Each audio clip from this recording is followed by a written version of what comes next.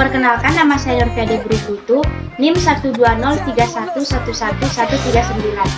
Saya jurusan Pendidikan Guru Sekolah Dasar, Fakultas Ilmu Pendidikan, kelas PGSDE. Ketika sedang berolahraga, seringkali anak-anak mengalami cedera.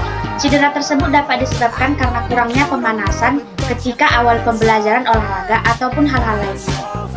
Salah satu solusi yang dapat dilakukan ketika anak sekolah dasar mengalami cedera dalam berolahraga, kita dapat melakukan pertolongan pertama pada kecelakaan, atau biasa kita dengar dengan sebutan P3K. Berikut ini bagaimana cara melakukan penanganannya.